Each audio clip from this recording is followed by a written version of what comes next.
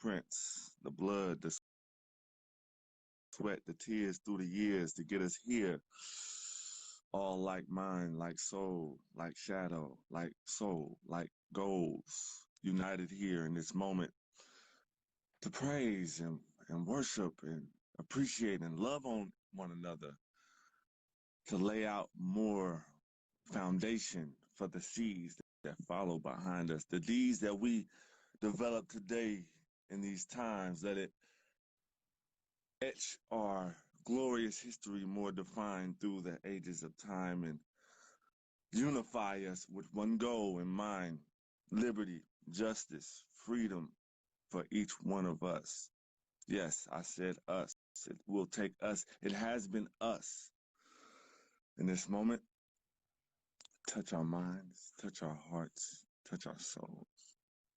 Lift us up and hold us down. Most high, you know why we are here collectively. We breathe, we share one breath. In the likeness, we share one life. To the continuation of our glorious fight, we say today, love, cooperation, and liberation. Ashe, Hotep, Uncle Johnson, Nene. Oh, yes, family. Monday, let's go. Right. Man, we're in chapter 3, expanding the tradition, early African American owned cooperative businesses. I feel like we got to read these quotes because Dr. Nemhard always puts in really poignant quotes. Some Um, question. yeah, I'll start us off. So, even rural communities that lacked the almost total isolation of the sea islands possessed a strong commitment to corporatism and concomitant scorn for the hoarding of private resources. It is clear that these patterns of behavior were determined as much by economic necessity as by cultural choice. Mm. If Black household members pooled their energies to make a good crop, and if communities collectively provided for their own welfare, then poverty and oppression ruled out most of the alternative strategies. Mm. Individualism was a luxury that sharecroppers simply could not afford. Touch on a lot right there, bro. Man, and like we've always talked about how like it always takes us to be in a bad situation before we start working with each other. But Yeah. this quote is talking about how it wasn't just out of necessity, but it was also a choice. Like people were actively choosing to do this because it can make their lives better. It's a great strategy, man. Great strategy. Right. I'll touch on the next one. More importantly, the commission, speaking of the 1961 Civil Rights Commission, failed to reorganize the degree to which community cooperation during the early years of the 20th century helped move local farmers away from economic dependence on whites. Kind of missed it. Actuated by a strong sense of community, residents of Charles City County, lift them up, developed a diverse agricultural economy that included very few tenant farmers, with little need or desire to depend on white factory and landowners. Between 1900 and 1930, Black farmers achieved a level of economic independence that later aided to the struggle for political rights and racial justice. I did not know that the Black farmers was lifting up the civil rights movement and the fights. I mean, if we can't feed ourselves, then how are we gonna go march, right? Right, right. Why this was not Yeah. spoken on until now? And so Wow, that's what's up. we're finding ourselves in like the late 1800s, early 1900s in this book in terms of like the timeline of U.S. history. And like, please like put in comments or questions as we're going through these pages. We're going through pages 60 through 63. We're on page 60 right now. And yeah, like at the bottom of the page, it gives some context talking about how Du Bois was documenting this stuff in the 1900s, and that a lot of the mutual aid societies that we talked about earlier in this book start becoming the foundations for businesses and banks. Hmm. Something that we want to get to. It starts also talking about how, at the bottom of the page, the concept of black capitalism was a strategy of racial economic solidarity and cooperation, as was Negro joint stock ownership. And some Mm. examples that we'll be going through later in this week is the Chesapeake Marine Railway Shipyard in Baltimore, the Coleman Manufacturing Company in North Carolina, Concord, North Carolina, the Universal Negro Improvement Association, Black Star Line factories. We're going to be going through that. And we're going to be talking about how, like, our earliest forms of cooperation allowed for us to establish mutual insurance companies that led to banks, and we were really, really doing it, which is why folks were so upset. No And question. why it all got burned down. We only know about the burning, we don't know about the thriving. And so Right. this book talks really about that thriving and then gives us some clues on how we can avoid the burning later on. There we go, Revealing the Black Print Family. And you can get a book. We got the PDF, or you can go to Mandela Grocery Co-op in West Oakland. And taking the word out of our words, we will have the PDF coming soon as well. Asha. Thank you, bro. No question. And so now we're getting into mutual insurance companies. Boom. And it's talking about how in the 1880s, many blacks had joined white insurance companies, but discovered that they received fewer monetary benefits for the same service, even though they paid the same premium or higher. Interesting. That feels like how we talk about us, but it's not the case. Well, at least not here. Right. And this inspired blacks to establish their own insurance companies that would not defraud or discriminate against African American clients. No And then, question. but this is interesting. Many southern states then passed laws protecting white insurance companies.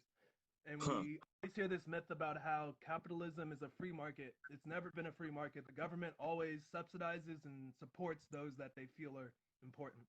Yeah, we gotta understand who they speaking to. The red, white, and blue. Ain't no black in that. So they speaking to specific people. The red, white, and the blue people, whoever the blue people may be. Democrats, I don't know what you want to call them.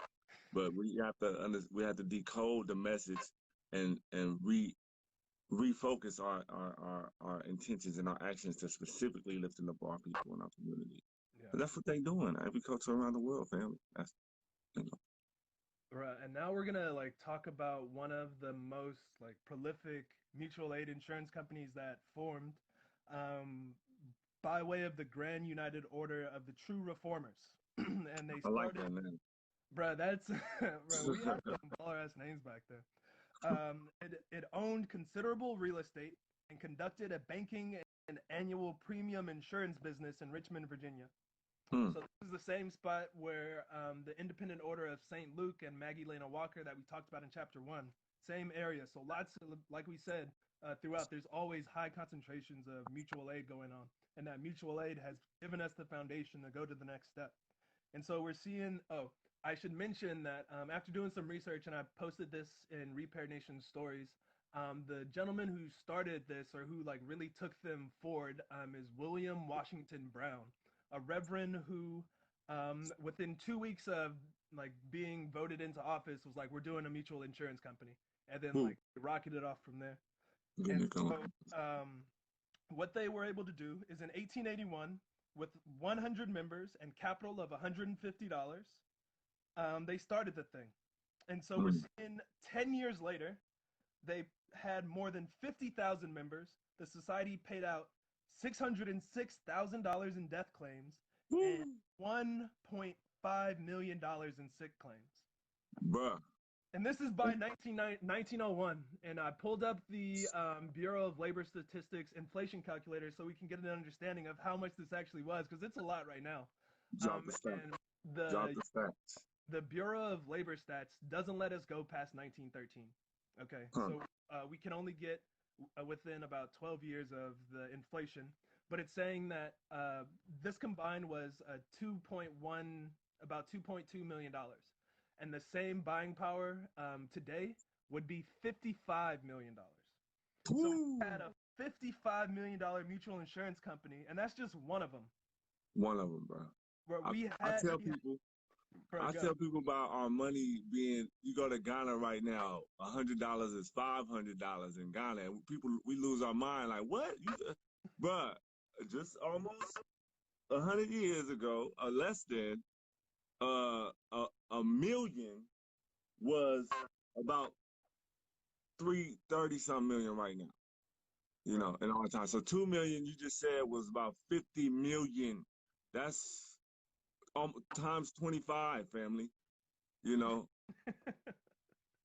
what happened? Bruh, you it's crazy, bruh.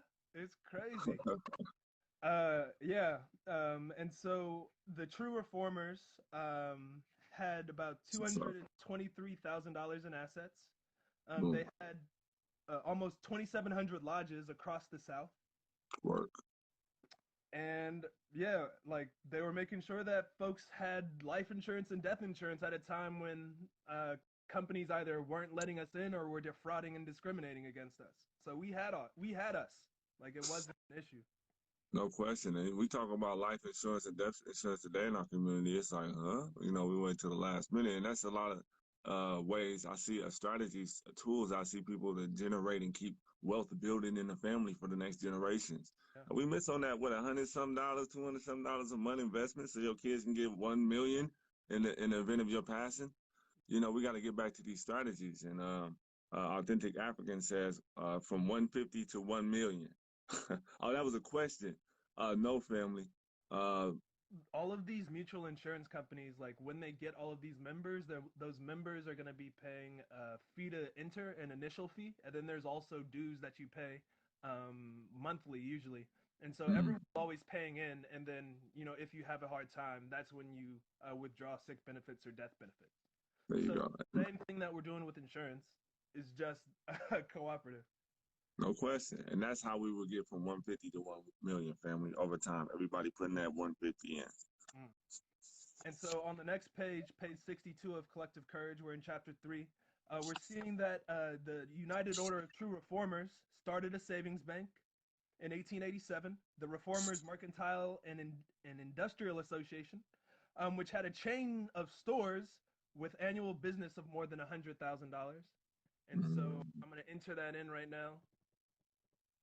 100 So million. $100,000 in that time is $2.6 million.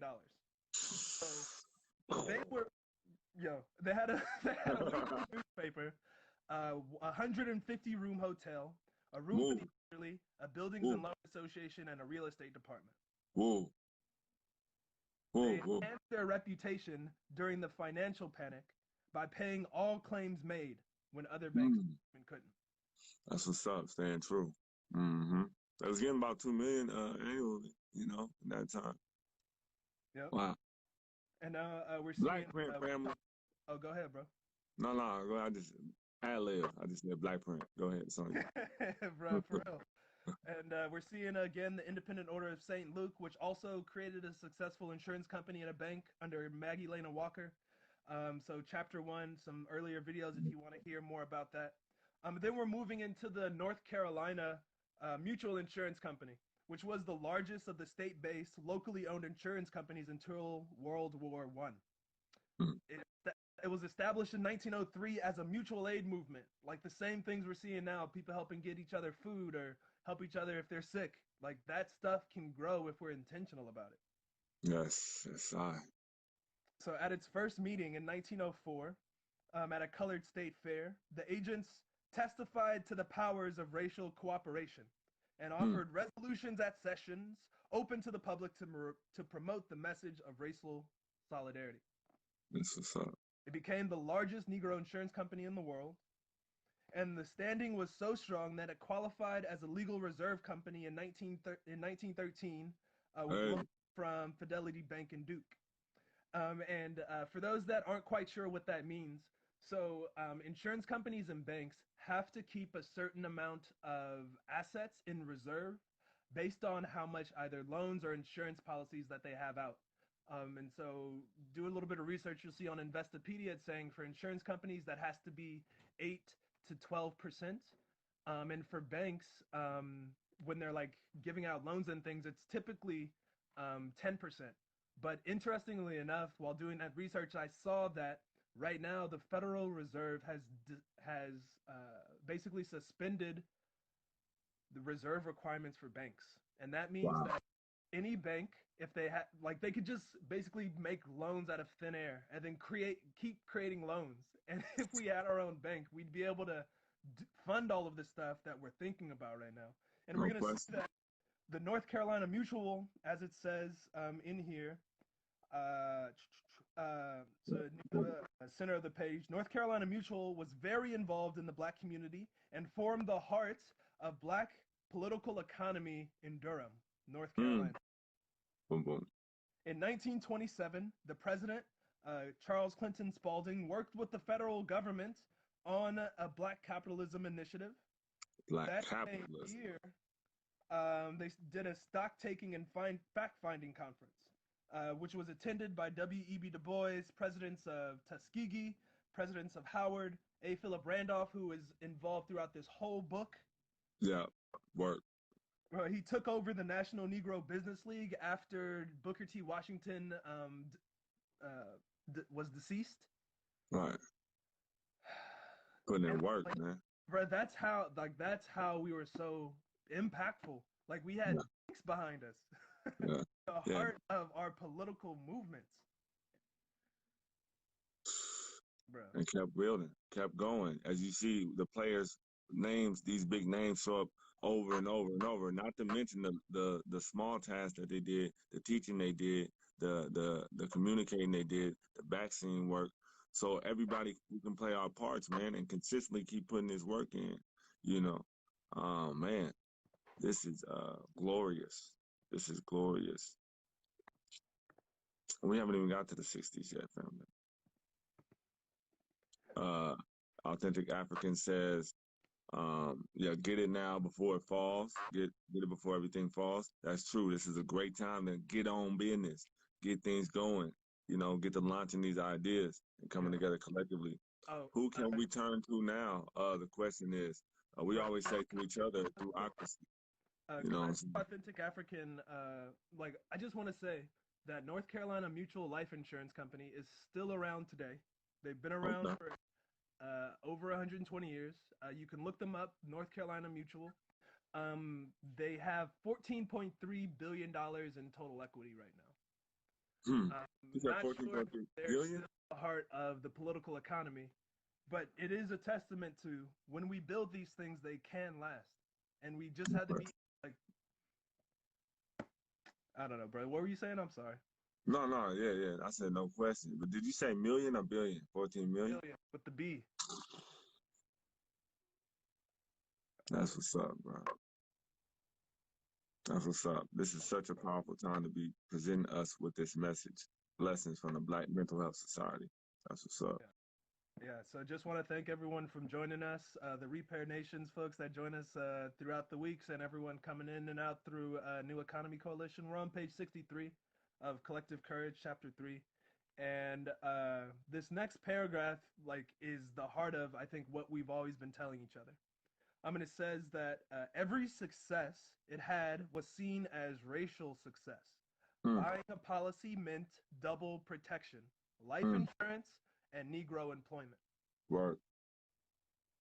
White rejection actually brought more customers, so that in a way, the company thrived on Black economic marginalization. North Carolina Mutual stood as an expression of African American thought, centering on the doctrine of self-help and racial solidarity. So, fam, don't let nobody tell you that we weren't doing amazing things just because you haven't seen it. Because the Black print is here. And, we're only in the early 1800s. We're only in the late 1800s. And we're seeing that we had businesses that in today's time were multi-million-dollar companies. And they've transcended to billion-dollar companies. And so Du Bois is saying that he had a critique of some of the models, saying that they were done in an unscientific way, using speculation and dishonesty. That's not good. And depended on lapsed policies for profits. On the other hand, they yielded one of the strongest business models and models of mutual economic cooperation of Black economic development.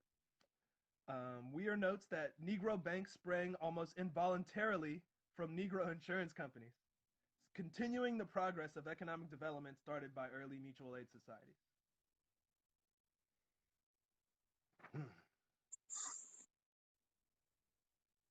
And so that's all of today's reading in Collective Courage. Tomorrow, I'm really excited to read about the Chesapeake Marine Railway and Dry Dock Company. They literally purchased the spot that Frederick Douglass read his first book and like preserved that legacy for years. Mm. Man, appreciate you, Roots, man. Yeah, this reading is powerful, and like I'm really grateful that we decided to do a little bit every day so that we can meditate on this and actually understand the power of what happened, and and like yeah, like the things that we want to do, like everything is in here. We just gotta follow the black print. That's it, family. Laid out so eloquently. Oh man, the stats are here. That's what's up, man. Yeah. And so I'm going to continue our readings of Taking the War Out of Our Words a little bit because we've been encouraging everyone to speak with family or friends if you want to do a cooperative venture. We got to start figuring out how to share together, how to share our resources. And the first place to start is where you have pre existing relationships. And so, knowing that it can be hard, knowing that it can be triggering, we want to give you some tools to get through that because we got to. There's no like, there's nothing we can do about it. Either we make these relationships, make it work, be in harmony, or we allow for another person that's more organized, another group that's more organized to say, dictate how we live our lives. And I'm for autonomy and independence. Mm-hmm. We're going to read The Making of a Power Struggle, at least a little bit of it. We're in chapter 1, Defensiveness. This is Taking the War Out of Our Words by Sharon Strand Ellison. I was looking on the internet for some PDFs, but I'm not finding any, so we'll see what happens. We might just take pictures and post them. Take notes, family. Here we go. So, the making of a power struggle. Whenever we are defensive, not only do we build emotional barriers, see the other person as an adversary, or hide vital information, we also create a reality that revolves around a power struggle.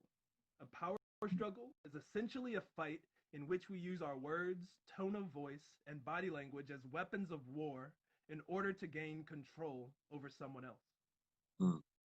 Unless our struggle has escalated to physical conflict, we are fighting primarily with psychic power in order to gain control of a relationship or of a particular situation or group. These struggles for power can include two or more people, each trying to gain influence over a family, classroom, business, community group, or cluster of friends. Once we win a power struggle and gain psychic dominance, we may control other people's decisions and actions. For example, while one can garner more support from other community members to control the organization's budget, select a conference speaker, or dictate work assignments. In an intimate relationship, the struggle may be over what to have for dinner, how to discipline the children, where to vacation, whether to have sex tonight, what house, or what movie to see. In some cases, our power struggle may involve gaining control over another person's feelings. We might want to demonstrate that we have superior knowledge or make the person feel intellectually inferior. At one workshop, Elena told a story about a coworker, Susan, who had come to her one day and said, "You look so beautiful in that dress." Elena smiled broadly and responded, "Thank you," whereupon Susan continued, "Isn't it nice that they are making clothes for larger women now?" Elena was devastated, instantly seeking from feeling joy at looking great to feeling shame that she was overweight, and believed that Susan's compliments were intended to make her feel bad. This incident had happened 3 years earlier, and their relationship had never been repaired. In fact, it had progressively become worse. Like a war, a power struggle can be ongoing, with many battles fought over time. From that one comment, Elena and Susan's battle spread to other sniping remarks, as well as disagreements over how to perform procedures at work, operate within their company's budget, and purchase supplies. When the power struggle involves one incident or has the ongoing character of a soap opera, once we engage in it, it holds us tight. Neither person wants to give in, admit error, or give in to the other, even if it would be in our mutual best interest. And so the four aspects of defensive behavior in any interaction that we've gone over thus far: building emotional walls, hiding information about feelings, thoughts, beliefs, or actions, seeing the other person as working against our goal as an adversary, and engaging in a power struggle. And so, we give you this light into what it might be like when you're engaging with folks, because if we don't even know that we're using these aspects of defensive behavior, then we could be, triggering another person or acting unconsciously and damaging relationships that we would prefer were impacting or harmonious. No question. And so, yeah, thank y'all for joining. That was Taking the War Out of Our Words. We just read about power struggles. And we'll Some be reading chapter 3 of Collective Courage by Jessica Gordon Imhart throughout the rest of this week, about 4 pages a day or so. Reading a lot of the early cooperatives that were going on in the early 1900s, late 1800s. yeah. Follow us if you guys haven't. Thank you all for putting in questions and comments. Please continue to do so and learn with us. Yeah, and DM us if you want to start something, if you got an idea. We got a question from Roots Collective. It says, it really is. Oh no, they agreeing with you. It really is in the interactions, bro. That's what's Yeah. up. Yeah. Psychic Let's learn. dominance. Yeah, like our goal is to like make these into bite-sized chunks so that you can get the information, whether you're reading or just listening with us. But the main point, the main thing is getting the information, because if we don't know that it exists, then it doesn't exist for us, but it should. All right. And this is our history, so let's reclaim it. All right. Every day. Authentic African says, please do a live on co-op basics. Okay. Yeah. Thank you. Yeah, we're gonna do that on probably live and YouTube like this. So stay tuned for that in the Boom, next boom. 2 weeks. Okay, appreciate y'all, family. Everybody that commented said, what's up? We love y'all. We do this for us. Let's keep doing. Go back and be doers in this bureaucracy that we building, and follow the black print. Add to it. Let's go. The legacy is ours. Same old stuff. See y'all tomorrow, family. Same black time, same black channel.